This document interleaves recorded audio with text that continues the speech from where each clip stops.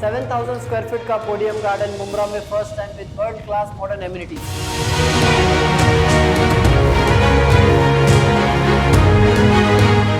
4 towers, 22 floor each with excel size balconies, 1, 2, 3 BHK configuration starts from 33 lakh onwards। यहाँ आपको कोई bank loan की जरूरत नहीं है। हलाल पेमेंट प्लान्स हमारे पास अवेलेबल है।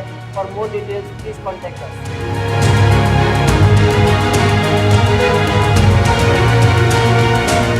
सिख युवती ने स्वीकारा इस्लाम धर्म, क्या बोली इस्लामोफोबियो पर, सुनी।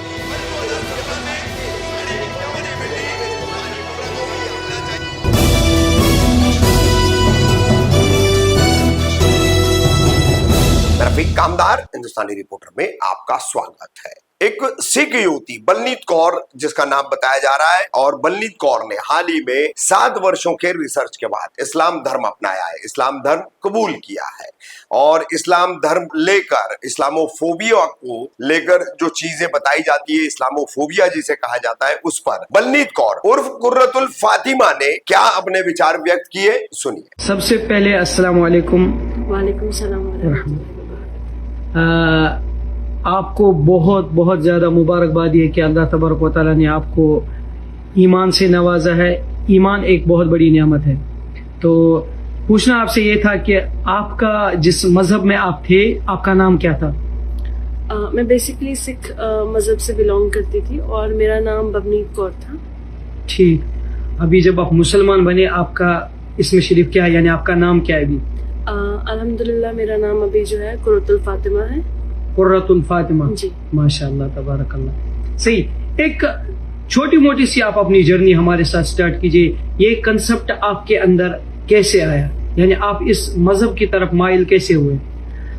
मैं पिछले 7 सालों से, may be more than that, मैं इस पे रिसर्च कर रही थी। मैंने जब अपना कॉलेज ज्वाइन किया था 2016 में, उस टाइम पे मेरे कुछ फ्रेंड्स थे जो क्रिश्चियन थे, तो वो मुझे बेसिक उसकी रियलिटी बताते थे कि हमारे रिलीजन में जीसस है या मोसेस थे। तो ऐसे मेरे साथ कंसेप्ट था। तो मैं उतने ज़्यादा इस्लाम को लेकर इतना मेरा ना ही दिल था और ना ही मैं इसमें उस टाइम पे इंटरेस्टेड थी, बिकॉज हमारे एक कौम में एक इस्लामोफोबिया है, क्योंकि हमने खुद के एक लिमिट्स बना रखे हैं अपने दिमाग में कि हम जिस घर से आए हैं हमने उसी लिमिटेड में रहना है।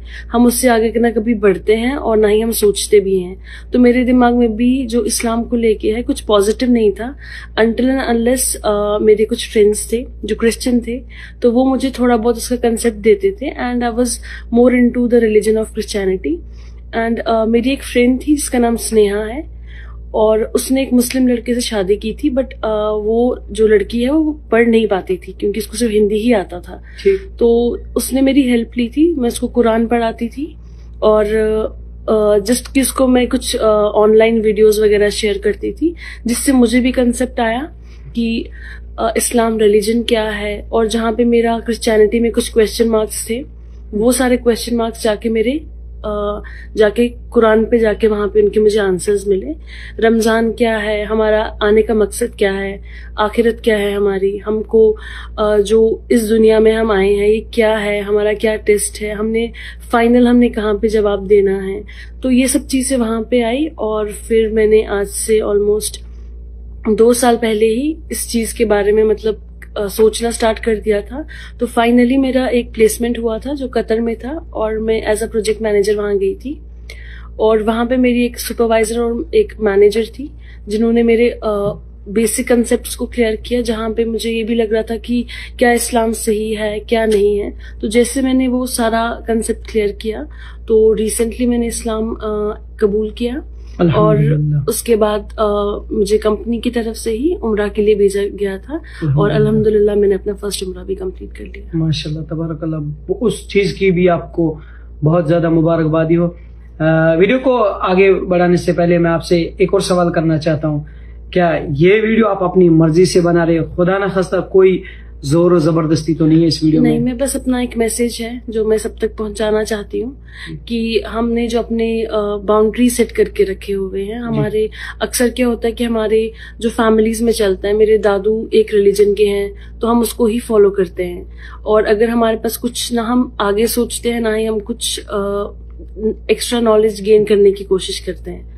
तो एंड अप क्या हो जाता है कि एक हम बाकी रिलीजन्स को लेकर एक हेट्रेड रखते हैं अपने सीने में कि नहीं, हमारे जो दूसरा रिलीजन है वो इतना बेटर नहीं है, हम अपने से परफेक्ट है, बट हमें खुद को एक चांस देना चाहिए। ठीक। अच्छा, एक और सवाल आपसे, जिस मजहब में आप थे, सिख मजहब में और इस्लाम मजहब में, इन दोनों में से आपको क्या फर्क लगा जिसकी वजह से आपने सिख मजहब को छोड़ के आप इस्लाम मजहब में आ गए? मजहब हमारा, दोनों मजहब जो है वो सेम ही पॉइंट को बयान करते हैं। ठीक। क्योंकि सिखिज्म में अगर आप देखोगे एक मूल मंत्र है जिसको एक ओंकार में भी जो सिख कम्युनिटी वाले हैं वो जानते हैं, और हमारे जो कुरान पाक में है, जैसे सूरह इखलास है, कुल हु अल्लाहु अहद अल्लाहु समद लम यलिद वलम यूलिद वलम यकुल लहू कुफुवन अहद। सो ये दोनों का कंसेप्ट एक ही है कि अल्लाह एक है, ना ही उनका कोई फिगर है और ना ही उनसे कोई जना है, ना ही उनका कोई बेटा है, और वो एटर्नल है। तो सेम हम दोनों रिलीजन में सेम कंसेप्ट है, बट डिपेंड करता है कि कौन क्या मानते हैं। जो मैंने अपने रिलीजन में देखा है कि एक तो वो 300 इयर्स या मोर देन 300 इयर्स अगो पहले एक रिलीजन आया हुआ है, और इससे पहले भी एक मतलब लोग आए हैं जिसके एविडेंसेस भी हैं। तो उस टाइम पे इंसान सोच में पड़ जाता है कि अगर मतलब हमारा 300 साल पहले रिलीजन आया तो इससे पहले क्या है। तो ये क्वेश्चन ने मुझे प्रोवोक किया कि मैं थोड़ा पीछे भी जाके देखूंगी क्या चल रहा है। अच्छा, आपसे एक आखिरी सवाल। आपने मुझे रात के 2 बजे कॉल की थी, तो इसका मकसद क्या था?